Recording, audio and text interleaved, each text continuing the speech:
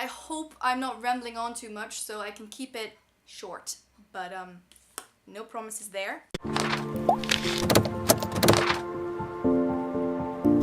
Hello lovely bookworms and welcome to a new video. I'm Esmay from Paradise of Pages on Instagram, and in today's video I'm going to be sharing with you the best books I've read in 2018. Before I actually get into all the books that I want to mention, which is a lot, I want to start off by saying that I've had an amazing reading year. I've read a total of 103 books if I'm correct, and a lot of them were very good and a lot of them made it onto my favorites list. So without further ado, let's get into it. I'm not going to be mentioning a lot about these books, just that I love them, which is obviously all of them, otherwise they wouldn't be in this video, and some small things that I really loved about them. Otherwise we will still be here in 2020, and that's not the reason for this video. I just want to share with you the books that I've loved. The first book that I want to mention is The Winner's Crime by Mary Rothkowski. I've read all three and the second one is my favorite by far. I really loved the romance in this one and also the way the world developed and the plot developed. It was just very good and I really enjoyed it, and I'm looking forward to see what Mary Rothkowski will write in the future. The second book I really enjoyed is from the Stalking Jack the Ripper series, and that is Hunting Prince Dracula by Carrie Maniscalco. This is my favorite out of the three that are out so far, and what I really loved about this one is the suspense. While reading the first book, Stalking Jack the Ripper, I realized who the Ripper actually was very early on, and with this one it was a complete and utter mystery, which I really enjoyed. I also really liked the development of the relationship between Audrey Rose and Thomas, and while I also really enjoyed Escaping from Houdini, I think this one was way better when it came to these few points that I've just mentioned. The next book I want to mention is another absolute favorite, obviously because it made it onto this list as me, and that is Roar by Cora Carmack. This one was... they're all really good, what can I say about them? But what I really liked about this one is the way in which the storms were portrayed. They were all different. For example, the twisters or something else. It was just really interesting to see how people think about storms in this world, because it's so different from the way we perceive them. And the main character and also the love interest were amazing, and I really enjoyed reading about them. The next book is one that I've raved about a lot to especially my friends, but probably also on this channel, and that is Reflection by Elizabeth Lim. This is a Mulan retelling, but it starts when they just fought the Huns, and in this scenario Shang actually dies and Mulan goes to the underworld to save him. I really enjoyed to see a different spin on the tale. One thing I will say, what I was said about, is the fact that Mushu is barely in this book, and Mushu is one of my all-time favorite characters ever. Other than that, I did really enjoy it. It was such a fast read, and I'm excited to see what Elizabeth Lim will do. I know that there's a book coming out this year which made it onto my most anticipated releases, and I just really enjoyed this one. I know I'm going through these books fast like daydreams, but there are so many to the left of me right here that I cannot stop and talk about books in depth. If you really want to know more about any of the books I'm mentioning, please let me know and I'll make a separate review for them. The next book was a very early release of last year, and one that is so close to my heart, not only because of the way it looks, but also because of what is inside of it, and that is Hero at the Fall by Elwyn Hamilton. This is the third book in the Rebel of the Sands trilogy, so it's the final book, which came out I think in March 2018, so it's quite a while that I read this, but it was absolutely amazing. I love the characters in this. I love the way the story was wrapped up, and it felt so real. Sometimes a book can feel very surreal because nobody dies and there's war, but in this one it just felt so real, as if the war was really happening, and it just really dragged me into the story, and I really enjoyed it. It was one of my favorites. That's why it's on this list as May. But still, it was incredible, incredible, incredible, and I'm excited to reread these actually. The next book I want to mention is the third book in an Ember in the Ashes series, and that is Reaper at the Gates by Sabaa Tahir. Oh my god, I love this book so much. The way that Sabaa Tahir writes her stories and makes her worlds is just so mind-blowing that I cannot tell you how much I love it. It absolutely blows my mind. I love the characters. I also really love the way they grew from the first to the third book, especially Helena, but also Elias and Laia. They're such well and rounded characters, and what I really enjoy is if there's a different perspective from characters, I usually prefer one over the other. But with this book, I enjoyed every single perspective just as much, and I was so excited to see what would happen to all three that I had to keep going. I think I finished it pretty quickly as well, and I cannot wait for the fourth book, which I hope will be here soon. The next book is one of the books that surprised me most, and I never thought I would be talking about this book now, and that is The Forbidden Wish by Jessica Corey. I really enjoyed this. This is a Genie and Aladdin retelling in which the genie is not a man but a woman, and from there on the story progresses. It is a standalone, and I think I read it in one sitting because I read it during a 24-hour readathon. Man, this was good. It was just so surprisingly well written for a standalone, and usually standalones are not my cup of tea. I enjoy them, but they don't make it onto my "this is absolutely amazing, I need more of this in my life" list. But this one did. It was just so good, really enjoyed it, and I cannot wait to reread this one either. There are quite a few books on my list, so let's continue on quickly. Let's just grab this one.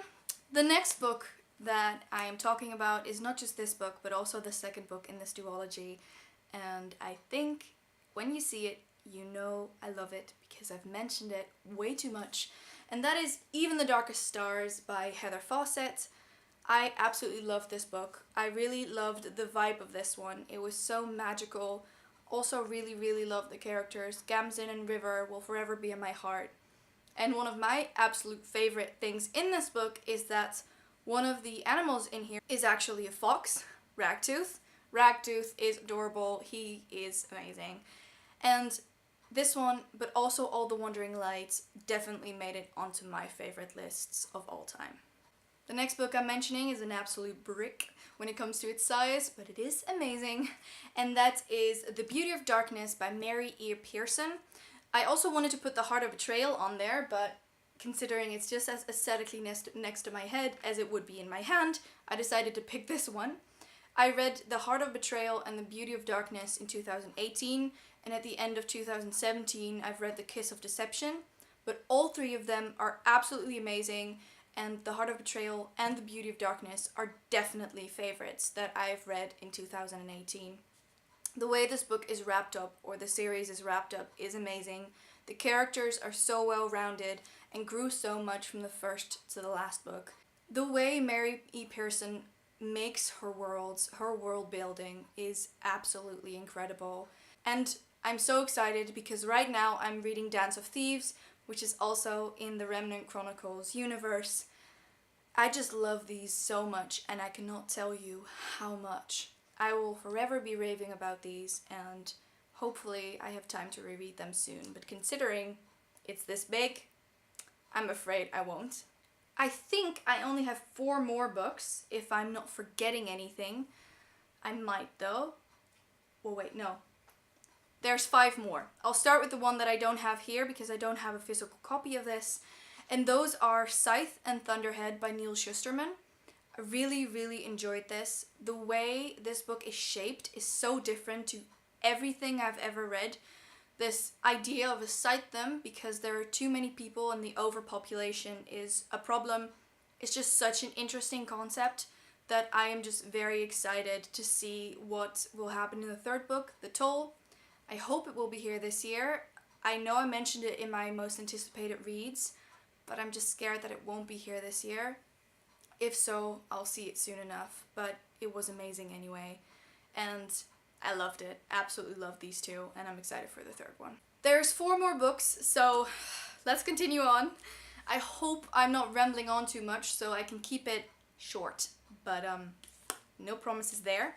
And the next book I want to mention is Evenfall by Gaia J. Koss and Boris Koss. I have the hardcover here. I know I also have a paperback ARC edition, but because I loved it so much, I also really wanted the hardcover. I also have a book plate in here, so I had to show you guys this. I was just too excited. I'm sorry. This was amazing. Really loved the way the world was built. Really loved the way the characters responded. And one thing I think is best about this book is the fact that the savior is not really a savior. She doesn't want to be a savior, she just wants a normal life. And it turns out that she isn't as good as everybody thought she was, or at least her magic isn't as good as everybody thought it was. And I really like that spin on a savior, or the special one, or the chosen one, or whatever you want to call it. This book was fast-paced, beautiful, totally amazing. Also, there is a review coming up for this one. Already filmed it, already rendered, just still have to upload it. It's coming, I promise. 3 more, guys. 3 more, and I do have to say that I somewhat saved the best for last. So, let's continue on.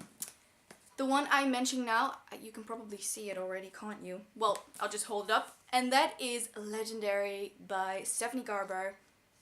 Absolutely love this one. Love the first one, love the second one, super excited for finale, which will be here in a few months. The thing I love most about this book is how magical the writing is. I doubt everything that I'm reading, yet hope that some things are true, and really wish that some things aren't true. Really fell in love with both sisters. They're amazing, and can we just admire how beautiful this is? I'll quickly take off the dust jacket because this is underneath, and I think mine should be signed. It's also a signed edition. I'm absolutely obsessed with this, and I cannot wait for the third and final book called Finale. If you would go on, that'd be great. I have 2 more books here, and both of them are among my top 5 of this year. I'll start with one because I have to. This book was one of my absolute favorites this year, but also ever. And that is Furyborn by Claire Legrand. There's already a review up on the channel for this, and I explain most of the things in there, so if you're interested in more in-depth about this, you can go there. What I do want to say is that what I really liked about this is that you switch between 2 characters in 2 different times, and you don't really know the events that have happened in the past which shaped the future. And I just really enjoyed that. Hello, cat. I just really enjoyed that, and it was amazing. It was absolutely bloody amazing. It's beautiful, and I'm excited for the second book called Kingsbane. Only one book is left that I want to mention, and this one is just as good as all the other ones on here, and maybe even better. I am absolutely in love with this one. The second book is coming out soon, and that is The City of Brass by S.A. Chakraborty. This also is a brick, a true brick. It's very big, but every single page was amazing. I love the characters. I love the way the world is built. It has this Arabian Nights kind of feel with magic and war and strife and struggle, and I just really enjoyed it. It's not my favorite, but it could be my favorite. But there are so many others that I also really love, and this one was just amazing from beginning to end, and I need the second one right now. It's amazing, and how many times can you say it's amazing in a sentence? A lot, apparently. I just loved it so much, and go read it. If there's one book out of all of these, go read this one. Otherwise, go read them all. Good luck this year. These were all the books that I have wanted to mention that I've read in 2018 and completely blew my mind. They were all amazing for their own reasons, and if the books that I read in 2019 are half as good as all the books that I've read in 2018, I'm good. I just love every single one of these, and I think you should definitely read them. That said, this is everything for this video. Please comment down below which books you have read in 2018 and absolutely loved. Maybe some of your favorites are also on my favorites list. I don't know. I want to thank you for watching. Please give us a thumbs up, subscribe to our channel, and press that little bell icon so you get post notifications every single time that we post. And I will see you guys in the next one. Bye!